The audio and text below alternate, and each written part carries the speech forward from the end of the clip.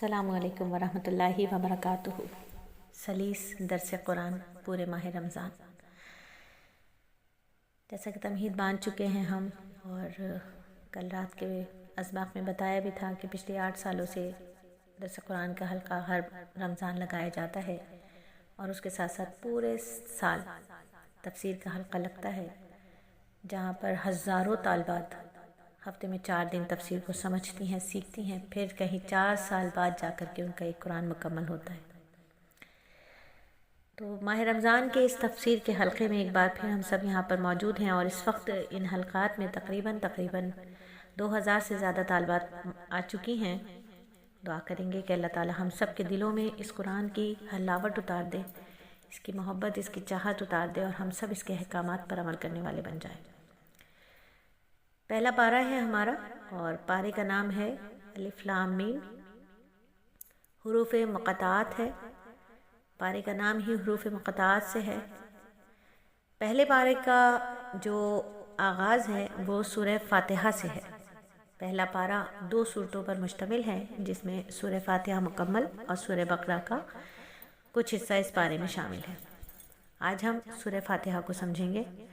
ترتیبی اعتبار سے یہ پہلی سورت ہے، اور نزول کے اعتبار سے یہ 5ویں سورت ہے۔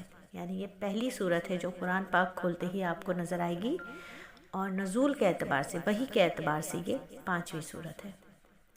فاتحہ، فاتحہ کے معنی ہے کھولنے والی، کھولنے والی۔ احادیث میں سورہ فاتحہ کے کئی نام آتے ہیں۔ اسے سورہ شفا بھی کہا جاتا ہے، اسے سورہ صلات بھی کہا جاتا ہے، اسے سورہ رقیہ بھی کہا جاتا ہے، اسے سورہ اساس القرآن بھی کہا جاتا ہے، ام القرآن بھی کہا جاتا ہے، کنز القرآن بھی کہا جاتا ہے۔ یہ مکمل صورت ہے۔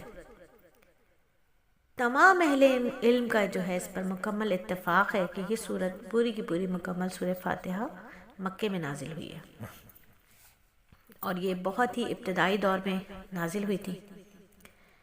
اب اس کے نام کو اگر ہم دیکھیں، فاتحہ، فاتحہ کے معنی فتح یفتح سے کھولنے والی۔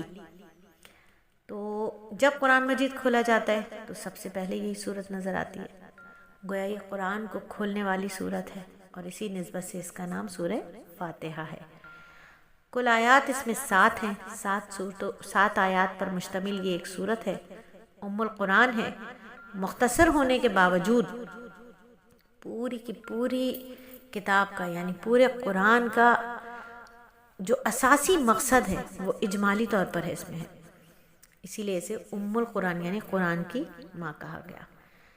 اساس القرآن یعنی یہ قرآن کی بنیاد ہے، قرآن کی یہ بنیاد ہے۔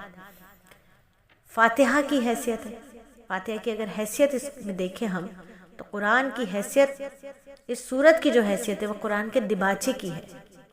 یعنی پورے کے پورا قرآن کا اگر ہم خلاصہ سمجھنا چاہتے ہیں تو ہم صرف اور صرف اگر سورہ فاتحہ کی تعلیمات پر بھی غور کر لیں، فکر کر لیں، عمل کر لیں، تو پورے قرآن کا خلاصہ اس میں ہمیں نظر آتا ہے۔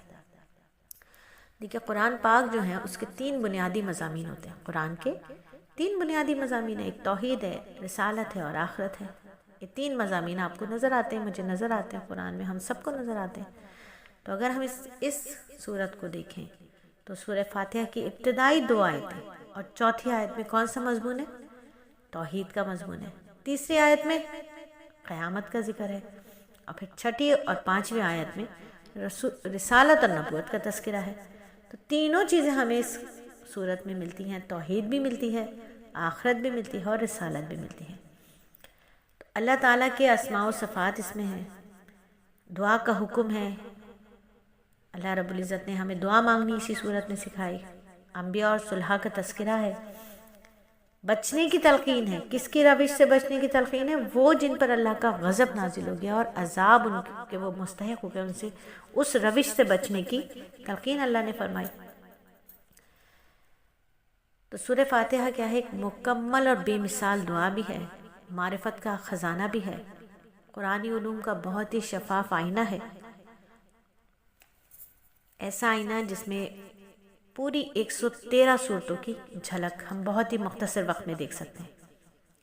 اور اللہ تعالیٰ کی حکمت پہ قربان جائیے کہ شاید یہی جھلک بار بار دکھانے کے لیے حکم ہوا کہ ہر نماز کی ہر رکعت میں سورہ فاتحہ پڑھی جائے گی۔